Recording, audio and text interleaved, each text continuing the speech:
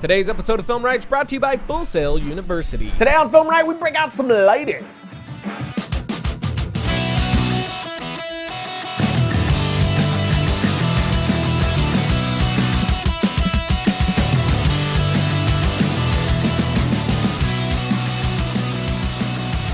Welcome to Film Riot, the show that takes mystery out of the effects and techniques. One of some of your favorite Hollywood films. I'm your host, Ryan Conley. And last week, I said that I would be getting into color grading this week. But then I thought, you can't do good color grading without good lighting. And jumping right into color grading before talking about lighting is really kind of backwards. So instead, I decided to kick off our series on basic cinematography that will lead into a color grading episode. We're going to first talk about what lights I have, why they are different, and show you each effect. The next week we're going to get into actually using these lights and the different shadows and looks you can get from them. So, without further ado, let's jump into this stallion and ride it like the wind. Or something heroic. So peoples and ladymens, I'm only going to go through the lights that I own and used on tel. These are all lights that are easily obtainable and won't break your bank account. So basically, the perfect low-budget filmmaker lighting kit.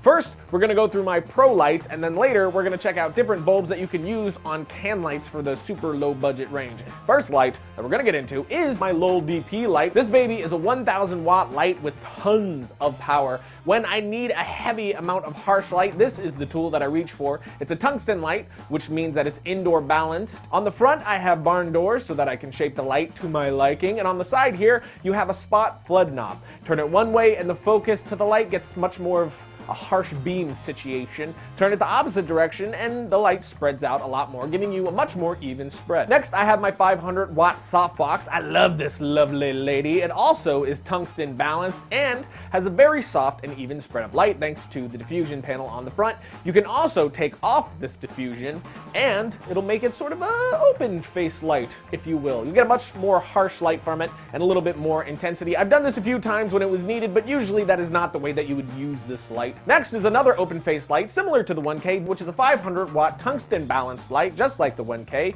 You have barn doors on the front and a spotlight adjust so you can dial the type of light you want.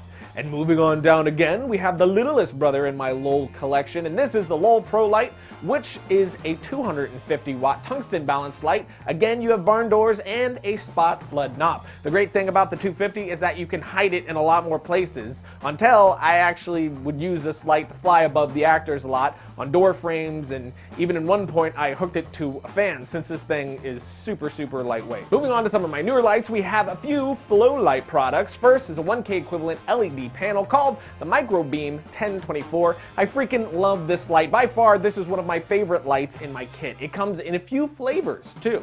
You can get a spot version or a flood. The spot version has a very focused beam and the flood has a nice spread, just like spotting or flooding my tungsten lights. You can also get the light either in tungsten balanced or daylight balanced. I have mine daylight balanced, but I plan on getting a few tungsten balanced pretty soon as well. There are 5 main reasons why I love these beauties. 1, they are very lightweight. 2, you get the light intensity of a 1K at 1/10 the power usage. So if you're running your lights on a 20 amp circuit with the low 1K, you'd only be able to get away with 1 or maybe 2 1Ks running at the same time, and if nothing else is running on that circuit. But with these lights, you could get almost 20 of them going at the same time, which is fantastic for a low budget production. Third reason is the battery adapter on the back. I can toss a V-mount battery and then run this light where there are no power hookups, so no generator needed. The fourth reason is a built-in dimmer on the back. No need for extra dimmers since this bad boy has one on the unit itself. And the final and fifth reason is the biggest selling point for me, actually. These lights don't get hot. Basically at all. You can get them very close to your actors without making them uncomfortable or causing them to sweat, which we actually use all flow lights in the studio for green screen work like this now, which is heaven. We used to use those low lights and it would get so hot and uncomfortable and Josh would start whining like a little baby. It was ridiculous. It was just me. Oh, it was so... I never whined. You used to complain like a little baby all day. It's not true. The lights are so hot on my face. True. That's a little true. Next in line OLED flow light is the baby brother to the 1024, and that is the Microbeam 512.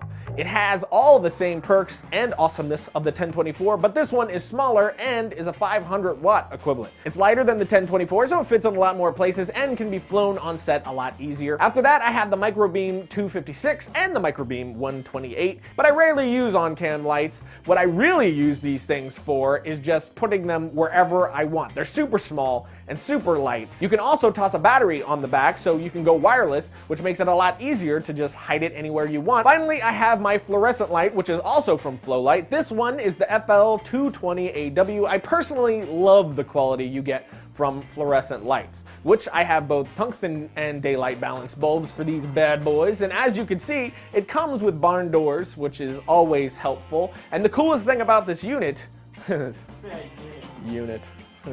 that it's wirelessly dimmable. That's right, it comes with a remote control and you can control the intensity of your light wirelessly from anywhere in the room, which again, if you're flying your lights, this is huge. For example, remote.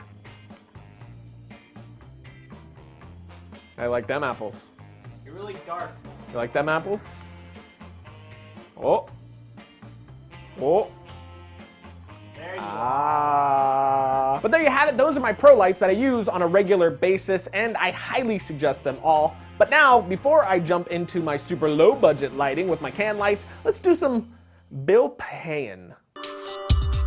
If you dream of becoming a filmmaker, Full Sail University has degree programs to help you achieve your goal, including the on-campus Film Bachelor's Degree Program and the online Digital Cinematography Bachelor's Program. Through the Film Bachelor's Degree Program, you'll learn the filmmaking process from start to finish on a campus that's equipped like a Hollywood studio backlot. In the online Digital Cinematography Bachelor's Program, you'll learn what it takes to write, shoot, and edit your own films online.